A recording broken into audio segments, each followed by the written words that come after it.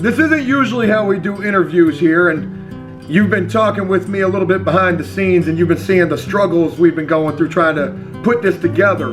And even though we've got to do this via a messenger video call, I still think that the overall message behind this interview is going to be a really important one and a really good one as well. I don't think we hear enough of people straightening their lives out. We hear all the negative, that this person relapsed, this person is still, not tried to receive help. Whatever the case is, I don't think we hear enough of the positive side, that it is possible. And Justin, share with us a little bit of your backstory. Nobody knows who you are. Tell us who you are, where you're coming from, and what you've been through. Well, my name's Justin, and I am from Ohio. Born and raised in Middletown. It's actually been featured in a couple documentaries about heroin and drugs. It's a epicenter, one of them. I think it was on an HBO documentary. I'm 39, I'll be 40 in December. I grew up in active addiction. My father's an alcoholic drug addict. So it's always been a part of my life, and it's a hole that I fell into myself. Opiates was my drug of choice, and it led me down a pretty dark road. I started using illegal drugs when I was about 14. First time I smoked pot was with my father, actually, at 14 years old. And I want to say that I don't want people to think my dad's a bad guy, because he's not. He's just an addict. So his thinking is blurred, and he's been an addict his whole life. So, I don't want people to think that he's a horrible person, because he's not. He just was not the best father. And, I want to jump in here real quick and just ask you, what's the current situation with your father now? Is he still around? Is he still using? Well, to be honest, he moved to Pennsylvania, and about 9 months ago, he was somewhere he shouldn't have been, and took the police on a high-speed chase. He got a couple felonies out of it. He lucked out. Somehow he did not go to prison. He spent 8 months on house arrest, and he has a bunch of time on the shelf, and he's on probation. But that just goes to show he's 60 years old and just took the police on a high-speed chase. I mean, it was on the news, in the newspapers. It's just ridiculous, but that's addiction for you. He was trying to score some drugs and got pulled over. I mean, that's just absolutely crazy to think about. This is your father. You're hearing about this. You're reading stories and seeing those on the news of him still being wrapped up in that lifestyle. Justin, my reason for wanting to do this interview with you, you reached out to me. I got a chance to speak with you for the first time on the phone, on the Bobo. It was a pleasure getting a chance to speak to you. And this was during, all of the crisis that we were dealing with recently with, what happened with Jellicoe. And you shared with me that you have been able to turn your life around and overcome, the active addiction that was holding you down for so long in your life. And I really want to be able to, share with people who take the time to watch this, your story of redemption, basically. Well, it was a hard lesson learned. I had to go through a lot before I finally, like they say, you get sick and tired of being sick and tired. I've been sober. The first of the month will be 17 months that I've been sober. And that's no alcohol, no pot, no nothing. The last year of my use, 2018, I actually OD'd 4 times, and to the point of having to be Narcan. And if it hadn't been for my girlfriend, I wouldn't be here. I mean, she's the one that called the paramedics. Unexpectedly, she became pregnant. We thought she had a kidney infection, took her to the hospital, and come to find out, they told us she was pregnant. Now, I have 2 other children that are grown. My boys are 21 and 20. And how are they in life? They're both very, very well. Neither one of them chose to go down the path that I did. Despite my behaviors, they turned out really good. Both of them work full-time jobs. They're productive members of society, despite what they see me go through. And, you know, they witnessed. They seen a lot of stuff that children should not have to see. Shout out to your kids for doing what they need to do. Yes, yeah, I'm very proud of them. You know, so I find out at 38 years old that I'm going to have another baby. And, you know, to be totally honest, I OD'd the day that I found out that my girlfriend was pregnant. It was an excuse to use. Oh my God, you know, I can't do this again. I was scared. How am I going to go through raising another kid? So I used that as, in my brain, an addict's brain, that's a good excuse to go get high, because that's how we deal with our feelings. And so I did. And I OD'd in a motel bathroom and had to be Narcaned.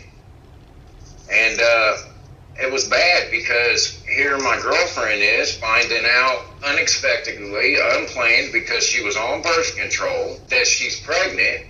She's getting ready to start college full time. And, you know, I'm ODing in the bathroom. She stuck by me through a lot of shit. She shouldn't have. Nobody could have blamed her for leaving me. But I think she's seen something in me that I couldn't see in myself. And I used all the way up to the point that she was about 8 months pregnant, sneaking, you know, lying to everybody, telling them I was getting clean. But I'd run off every chance I got and get what I could get, and then sneak and do it.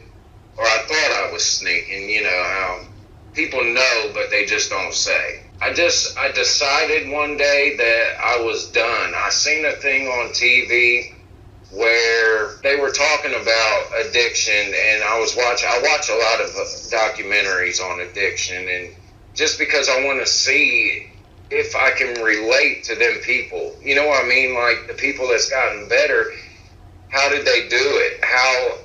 What did they go through? Because you always feel like nobody can understand. Nobody knows what I'm going through. Nobody's been through what I've been through.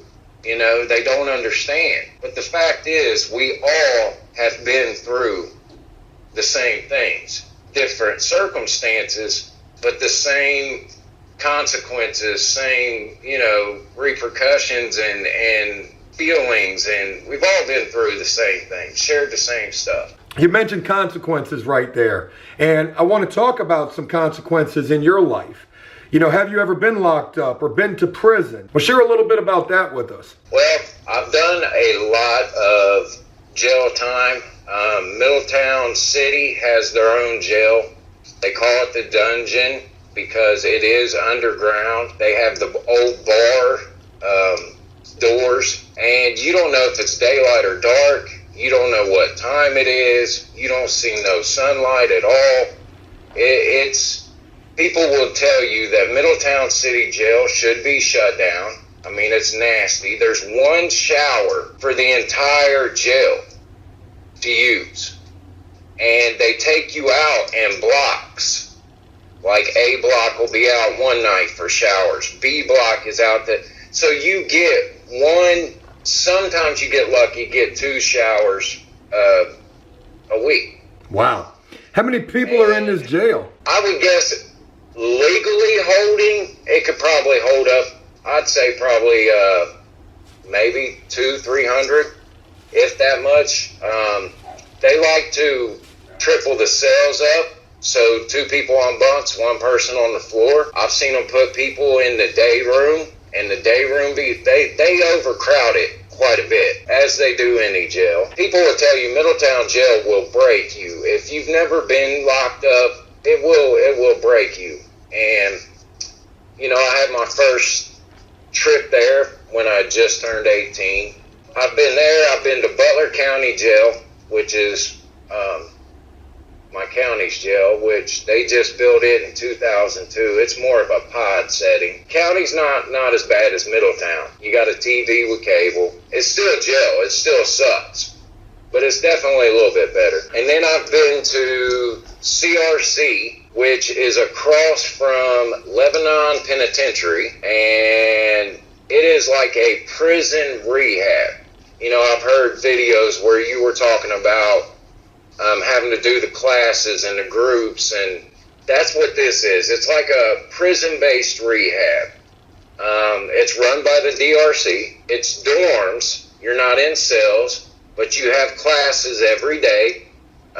Corrective thinking, alcohol and drug, you know, all that stuff. It's like your last step before prison. That's where they send you when you've passed county, but this is your last step before we're going to ship your butt off. And if you don't mind me jumping in here real quick, you know, what would send you to jail so many times and to also this program? Was it drug charges? Was it things that happened because of your addiction? A lot of it was disorderly conducts, which is what they charge you with when you're intoxicated on drugs in Middletown. And then I went to prison for meth, actually. I was what they call smurfing. I was buying Sudafed for a buddy of mine, and he was paying me in cash and heroin, both. So I was buying him boxes to get my drugs and then to get money to buy more drugs. Now, I knew what I was doing was against the law, but I did not in a million years think that it was as against the law as it is. I got indicted on 3 third-degree felonies. I was facing 9 years in prison. They come at me with a deal because Ohio likes to overcharge you. They trump all, you know, that way you'll plead out. And that's what they did in my case. They charged me for 3 F3s. I was facing 9 years. They come to me and said, if you plead to 1, we'll drop the other 2. Well, 3 years is better than 9 years any day. So I pled to the 1, and my actual charge is illegal assembly of chemicals for the manufacture of drugs. Wow. So I pled out to that, and they gave me 36 months on the shelf and sent me to CCC, Community Correction Center. And that was where I done all the classes and all that. And how long did you have to stay there? It's a 6-month program, but if you abide by all their rules and don't get no tickets, anything like that, they'll let you out in 4 months. So I done everything I was supposed to do, was on the right path. I got out in 4 months, but I was on 3 years probation. I was homeless at the time, went back to using. My actual papers, I should have been violated because I did not have an address for them to come and check up on me. But my actual paperwork said that I lived in a park woods. Really? Yeah, my actual paperwork says it had my mother's address, and then it said also may be in such and such park woods. Wow, I have never heard anything like that before. Yeah, because I told them I was living at the park. I mean, it was a park that had a concession stand where I could plug my phone in and charge it. And I slept in the dugouts at night because at least they had a little bit of a roof over it. I had a PO that was super cool, and I did her dirty. She gave me every break she could, just like the not violating me for being homeless. The woman gave me every chance she could, and I quit going.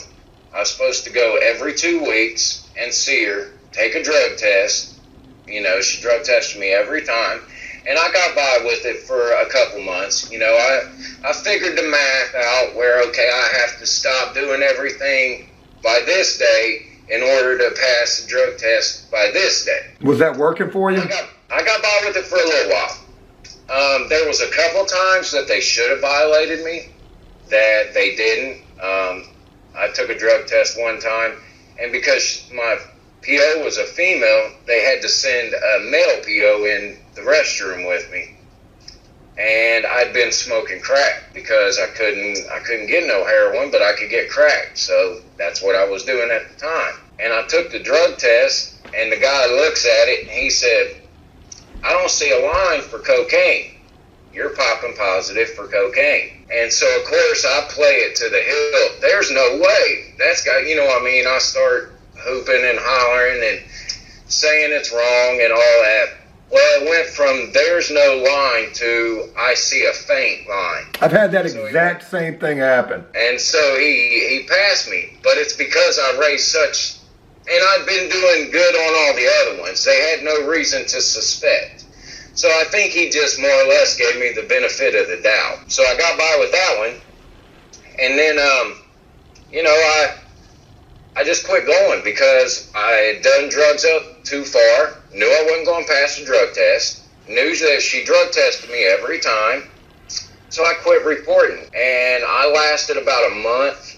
She called. She went to my mom's house looking for me. My mom called me. I ended up calling her. She said, if you turn yourself in, I may not send you to prison.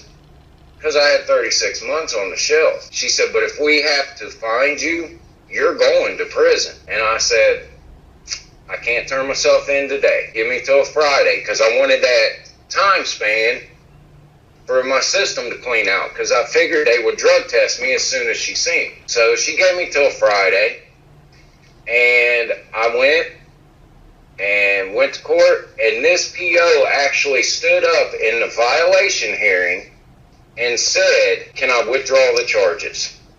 Wow. Withdraw the violation. Because I talked to her out in the hall before the hearing. And I explained the situation I was going through. And she stood up and asked the judge if she could withdraw the violation. She said, I spoke with him out in the hall. We want to get him back on a payment plan, you know, and all this. And the judge said, well, you filed the violation, so I guess you can, you know, take it back. So that's what she did. She told me to meet her in her office. She said, go get you something to drink, meet me in my office. I got to file some paperwork. Well, I'd been up all night doing drugs because I thought for sure I was going to jail. You know, it was a violation hearing. So I knew that I wasn't going to pass the drug test. So I just got in the car and went back to Middletown and bailed on her. And needless to say, they were not happy about that, especially after she stood up and made herself look like a fool and withdrew the violation. So I got violated again. I actually did go turn myself in. I've never made them chase me. I usually turn myself in. I'd rather be prepared for it than to get caught out off guard. You know what I mean? Yeah. I went and turned myself in. I turned myself in on a Friday evening intentionally because I knew she wouldn't be back in the office till Monday morning. So that would give me the weekend to get my system cleaned out in case they did drug test me. At the jail? Yes, yeah. I go to the probable cause hearing, and, you know, I can't even look at this lady because she's went to bat for me. And after the hearing was over, I was sitting on the bench waiting on the CO to take me back. And she walked by me and looked down at me and she said, you disappoint me. And you know, that probably bothered me more than being locked up. Just the fact that I'd done that to her. And you know, that she went to bat for me and I bailed on her. That is when I got sentenced to 36 months in the Ohio Department of Corrections. And I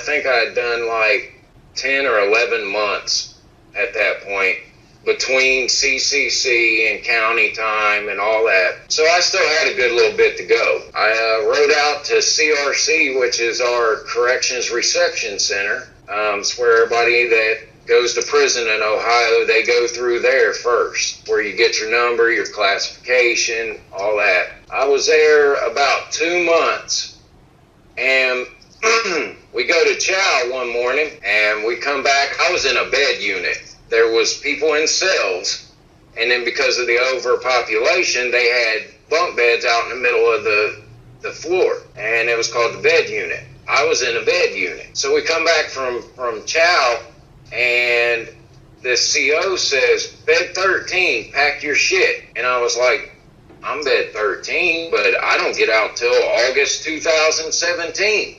You know, so I just ignored it. She hollered it again. I ignored it. Finally, she yelled my last name. And I said, what? She said, pack your stuff. I said, for what? She said, court. I said, for what? She said, I don't know, maybe new charges. So I sat down on my bunk like, man, I started thinking about what is the worst thing I've done? Like, what could this be? My county comes up there, picks me up in a van. They transfer me back to my county jail.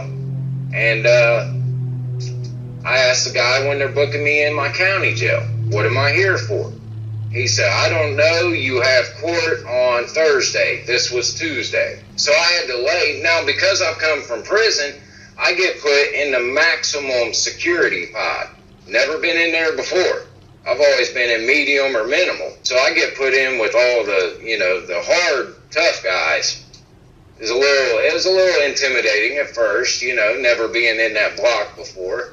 But because I had come from prison, I guess I was considered max. So I go to court, and, it was like December 11th or something. It was in December, beginning of December 10th. The judge says, do you know why you're here? And I said, no, sir, I don't. He said, well, when you was originally sentenced in 2014, it was audio recorded, but it was never put in through the clerk of courts. He said, so what we're going to do today is pretend this is August, whatever, 2014, and re-sentence you. And I'm like, okay, I'm thinking to myself, he's just going to sentence me to 36 months, and I'm going back. So he said, do you understand? And I said, yes. He said, how would you like me to sentence you to 12 months in the Ohio Department of Corrections? 12 months is a whole lot better than 36. So I'm like, yeah, run it. He was like, all right, I'm going to give you credit. He said, I'm going to sentence you to 12 months, give you credit for 12 months, and you're free to go. Wow. And it was almost unreal. You know what I mean? Like not believe, because I still had a little over 2 years. And because of their mess up, somehow or another, it never got put in the system. So my violation, my time at CCC, all that, they violated me on something I was never on because it was never put into the system. So what they done, and now that I look back on it, I probably could have put a lawsuit on them for, locking me up with no reason because I was never really on probation or nothing. But what they done was just let me out instead, which it's whatever. So I got out. And I will tell you, the circle that I was running in at the time, you could not believe the rumors that was going on. Because here are all the people I run with. No, I got sentenced to 3 years in prison. 5 months later, I'm running the street. So I got accused of telling on some people. They got a saying around here, it's tell on 3, go free. But I never did that. The court just simply made a mistake. So in turn, they let me out. And sorry for cutting you off, but did this cause any problems for you, considering people were making these rumors that you were a snitch? Were you still using during this time also when you got released? I stayed clean for about a month after I got out, but when I got out, I had nowhere to live. The only place I had to stay was with a friend of mine where there was active use. You can only be around it so long before you fall back into it, especially when you're watching it. And I don't know about a lot of people, but I am the type of person that if it's around me and in front of me, chances are I'm probably going to do it. So the best thing for me to stay sober is to get away from everybody and everything that has to do with it. But I ended up going back to using, and it didn't really cause me, other than rumors. I'm not a Billy badass by far, but I'm not a small guy. I'm 6'7", 250 pounds. Are you really?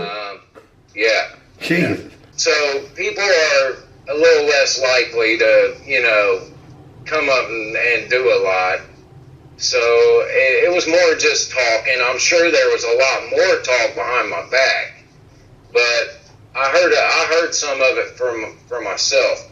And what really upset me about that whole thing is I got snitched on is how I got in my trouble. You know, the people that I was buying the boxes for, it was a husband and wife, they got raided, and me and another guy that was buying them the boxes, both were on the same indictment. You know, I've seen the husbands, which is really who my friend was. My friend was the husband.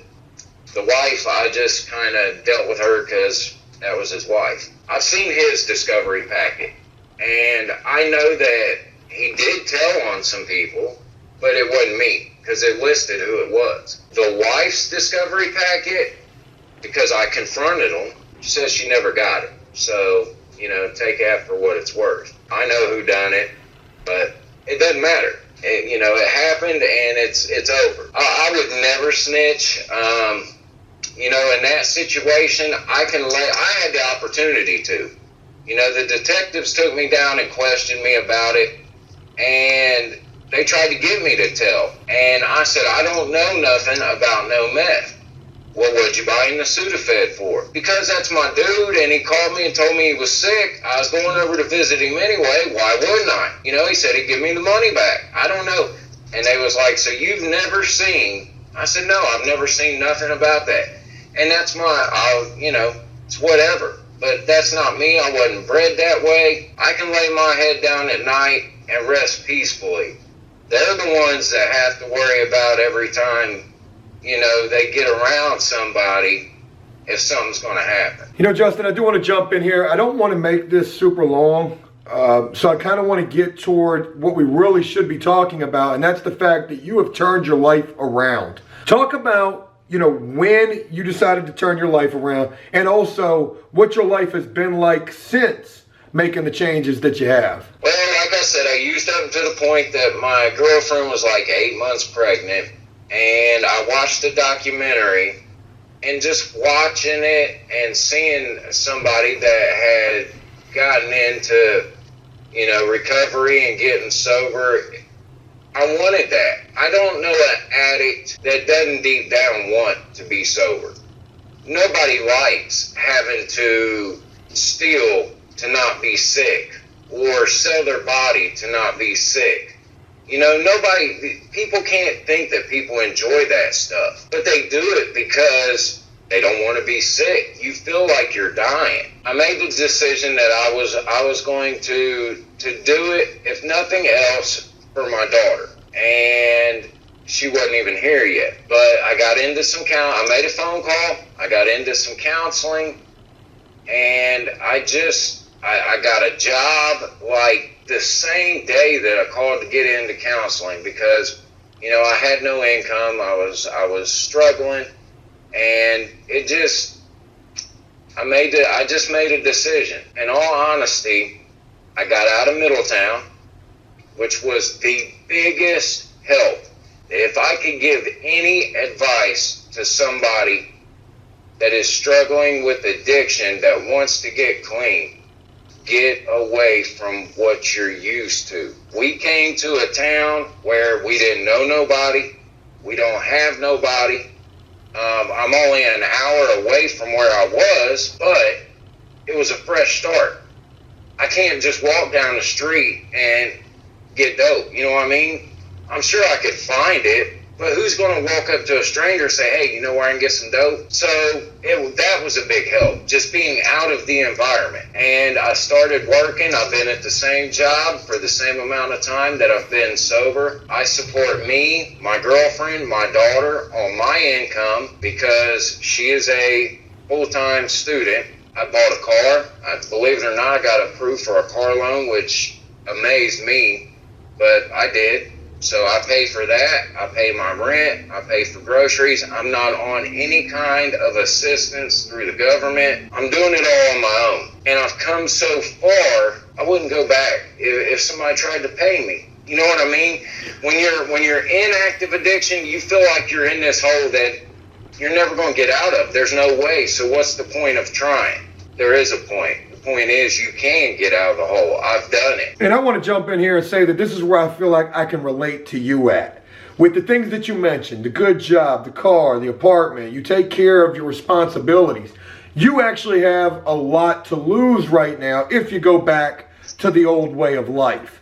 And when you're in addiction, it's sad to say, but most people, they don't have shit. They don't have a pot to piss in, or if they do, they're losing that just as quickly as they're getting high. You know, so when you start to rebuild those things, getting the car, getting the job, getting the apartment, those are things that will motivate you. I feel like they will motivate you even further to really want to stay on the track that you're on. Yeah, absolutely. Like I said, I've come too far to go back.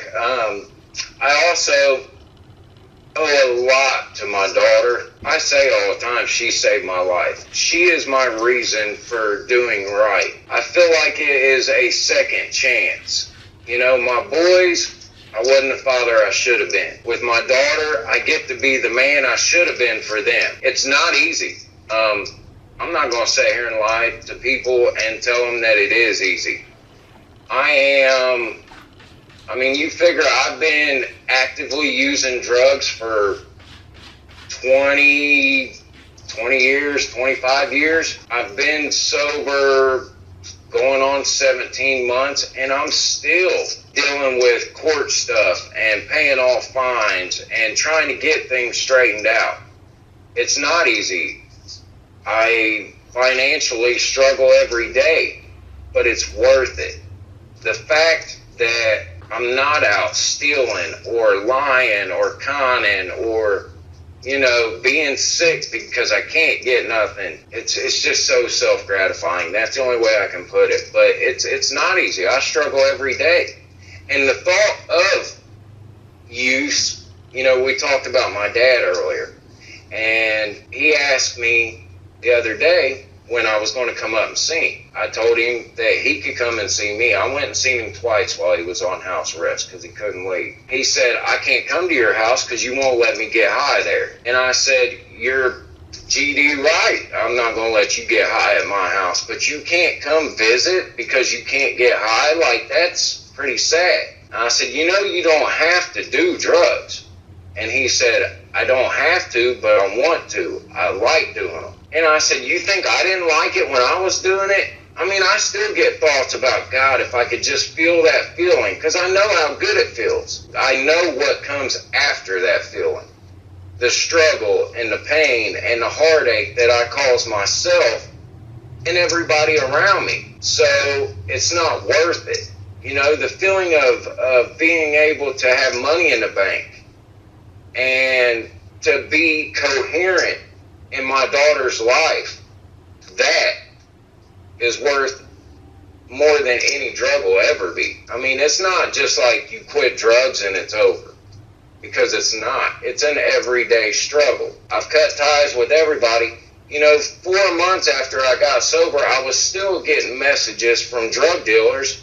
Hey, I got the fire, hit me up.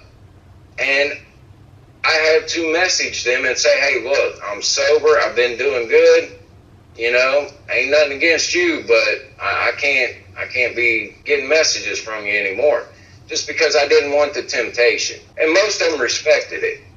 I've had a lot of my friends that are still actively using tell me how proud they are of me, and that I give them hope that they can get, So my goal is, I wish I could do something to get the word out there that it is possible. You know what I mean? Like, I don't know. I truly feel like with what you're sharing with us right here, you're definitely getting the word out here. An individual who has spent your entire life since the age of 14 using drugs, that's when you first started that you shared with us. You have been through the ringer, ODing 4 times in a year. To get to the point where you are right now, Justin, I think gives a lot of people, and is going to give a lot of people, some hope. Just like you mentioned with your friends or your old friends who are still actively using. Look, I want to wrap this up, and I want to ask you just a couple of things real quick as we do so. You talked about the fact that on the same day that you got yourself into some sort of treatment, that you got a job, and you've been working the same job for the same amount of time that you've been sober for.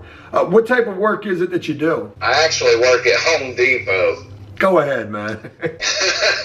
I work on the Met team, so I'm I'm actually locked in the store overnight, and I'm the guy that builds all the displays and, like the lawnmower displays, the plumbing displays. When you go in and they have all them sink nozzles hanging on the wall, I do all that stuff. I'm the one that installs all that. We travel, my district, there's 4 stores we travel to.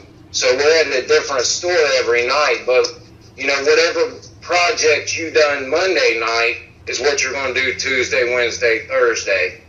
I work 4 10-hour shifts, and I've been there going on 17 months. Do they pay you pretty well? I mean, it would seem that they do.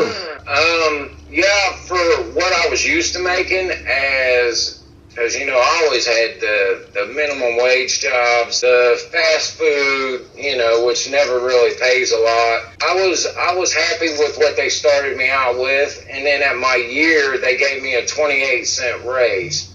So they started me out at more than $10 an hour. So, I can't complain about it. Plus they have profit sharing, and I've never had the company help me as an individual as much as Home Depot has. My first year there, they bought my family Christmas dinner. They donated a bunch of Christmas stuff because we had gotten that new apartment.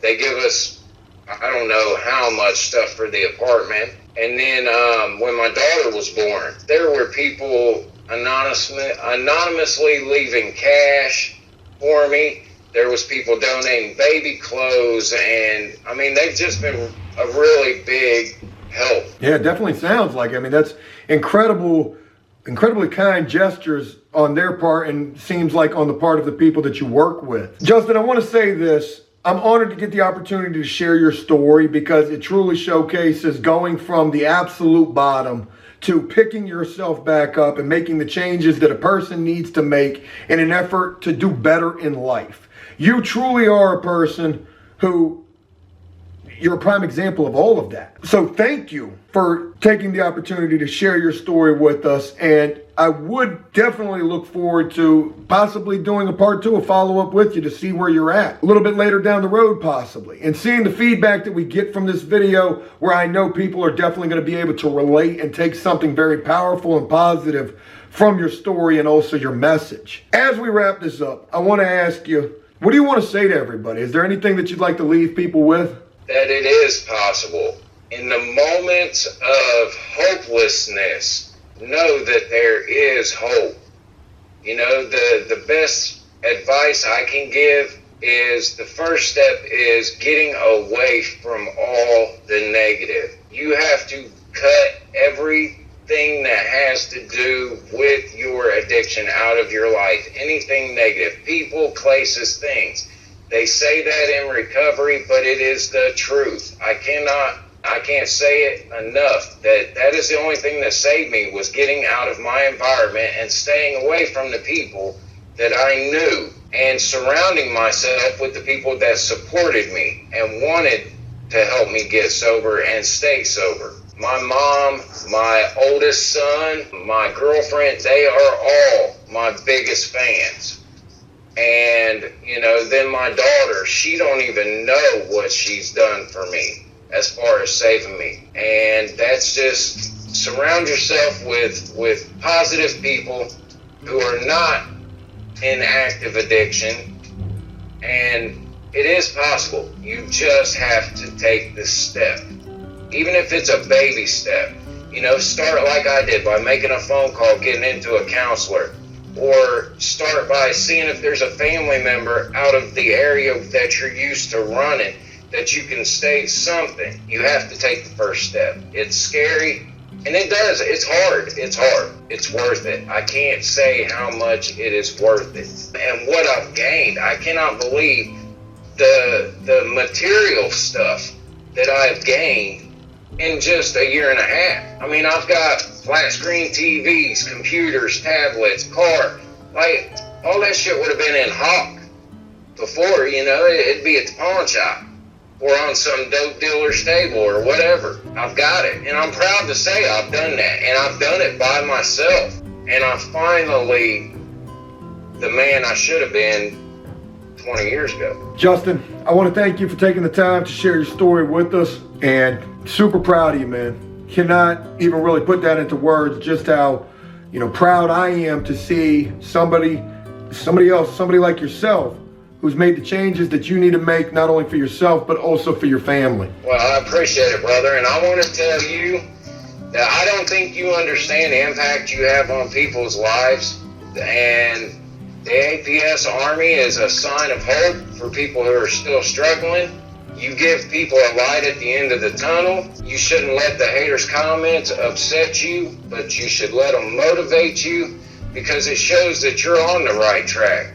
The haters are only hating because they're jealous of where you've gotten with your life. So let that push you to keep on doing what you have been. There's still people who need your advice, your experience, and your motivation. Like I said, I get up every day just to watch the Bobo. And then I make sure that, I take my nap in between the Bobo and the YouTube video for work. So you cannot stop APS. I don't think it is stoppable. Brother, I greatly appreciate those kind words and that encouragement.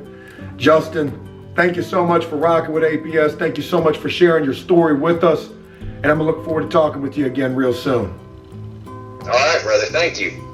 Take care.